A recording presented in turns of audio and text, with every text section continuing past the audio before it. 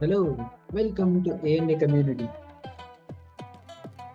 So far we have discussed the case history part of the diagnosis, which includes chief complaints, history of present illness, past history, treatment history, family history, personal history, menstrual obstetric history, social history, environmental history, and occupational history.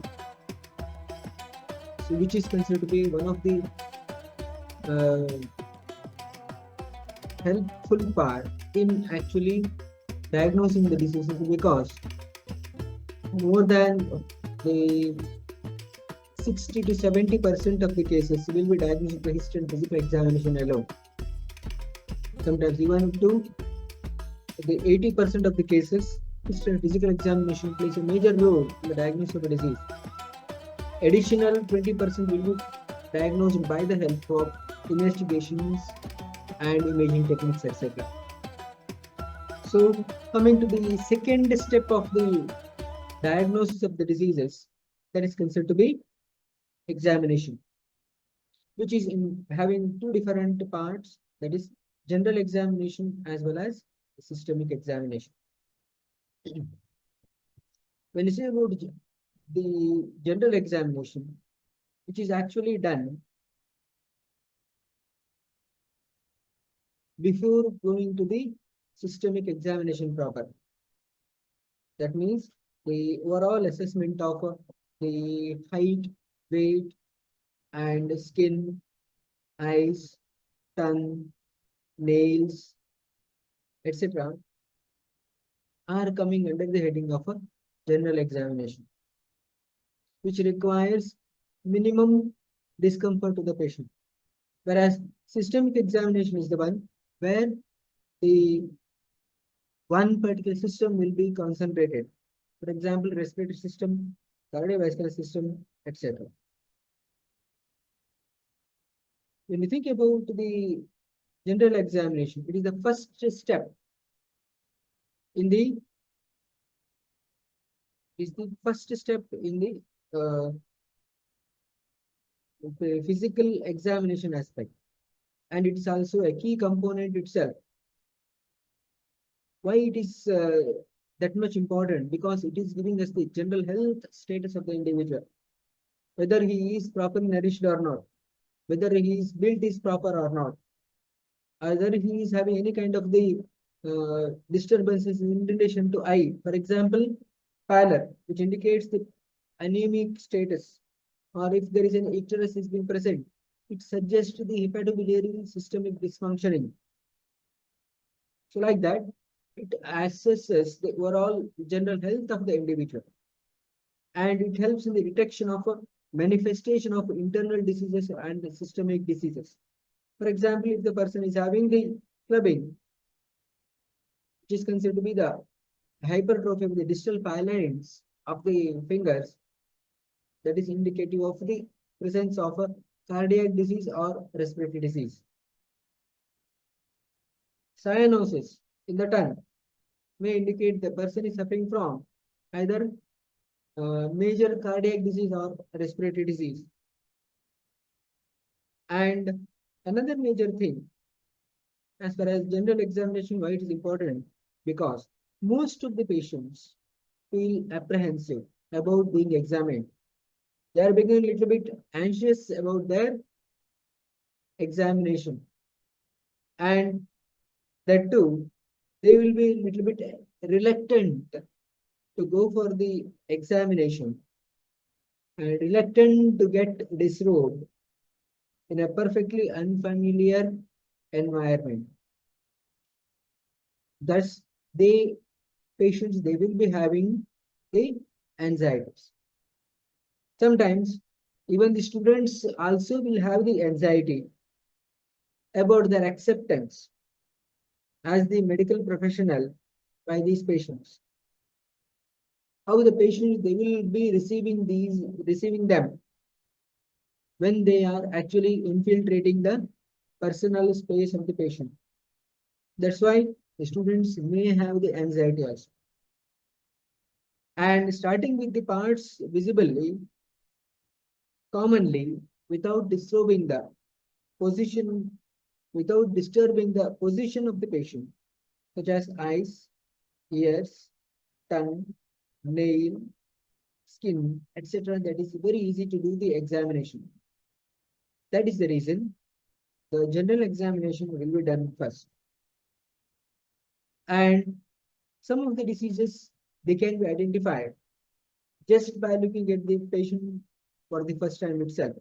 For example, the obesity, increased arterial neck pulsation, antalgic gait in the patient of either sciatica or degenerative joint disease of the knee joint, tremors of the Parkinsonism, pallor, cyanosis, dyspnea, etc., or jaundice, etc., that can be diagnosed by the first glance itself.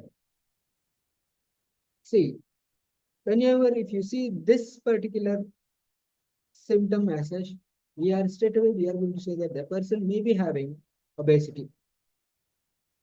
Whereas in this particular image, if you are getting the pulsation somewhere in this particular region, which is considered to be the right internal jugular vein, that indicates right-sided heart failure. Whereas if the pulsations are being observed just above the suprasternal notch, which indicates hyperdynamic heart. So like that, the diagnosis may vary depending upon the nature of the examination or depending upon the nature of the abnormality.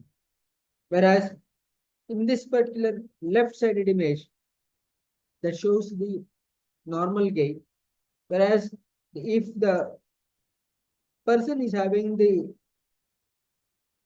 this kind of the image where he is showing the grimacing face and he is pressing the knee joint, this indicates the person is having the affliction related to left knee joint, which is suggestive of antalgic gait, wherein the person will be pressing more on the painless limb and he is giving less pressure on the painful limb. This is what is considered to be significance of general examination. Let us take one more image itself. When the person is having this particular category and the person is having slowness of the movement and you are observing the involuntary movements, then it indicates the person is having the Parkinson's disease. When you think about the tongue, suppose if this is a normal tongue and if you are getting this particular image as the tongue, this may indicate the person may be having anemia.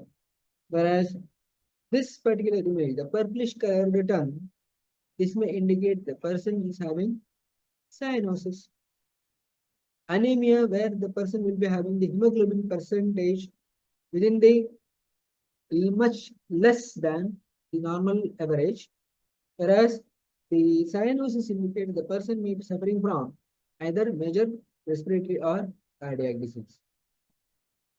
When the person is having this particular type of the image, when a clinician says, that indicates the person may be having breathlessness. When the person is having the nasal blockage, he will be breathing through the open mouth. That is what we can say, the mouth breathing, wherein the person will be having the dryness of the tongue can be observed there. When you think about the significance of general examination, general observations can be made before formally doing the examination of the person.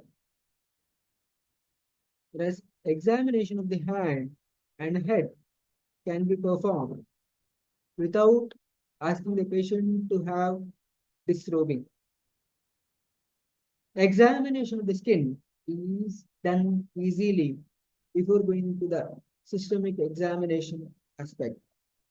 Whereas other components of the examination, such as the lymph node examination and breast examination, etc., they can be done easily before going into the systemic examination.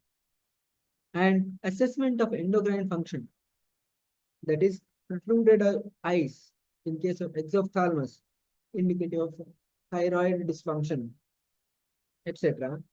Whereas the height, normal height, that is the more than the 6 feet or so, that is more than normal, which indicates a growth hormone excess as such. So like that, the these are the sequences of doing the examination. The two general examination, build, nourishment, temperature, pulse rate, heart rate, blood pressure, height and weight, eyes, ears, nose, tongue, skin, nails, and gait. So these are the sequence of doing the general examination. So take home messages from today's discussion are general examination gives us the idea of a probable disease an individual is suffering from. Whether he is suffering from the hypertension, whether he is suffering hyperthyroidism, etc., that can be made out. Or whether the person is suffering from the cerebrovascular accident, or whether the person is suffering from the respiratory disease, etc., that can be made out. It is easy to do the examination, that is general examination, without causing much discomfort to the patient, without causing the what to say that the anxiety to the patient, and it helps in the reduction of anxiety of the patient as well as the learner. That's all for today. Dear ANA community members, what are the major key takeaways from today's discussion? Mention in the comment box below. And what would be the one video that you'd like to hear in the coming days? Mention in the comment box below. And if you're liking this particular video, then put a thumbs up and spread this particular video to maximum number of true Ayurveda learners, so that we can make a huge movement about this particular small message. That's all for today. Something good in the next video. Thank you.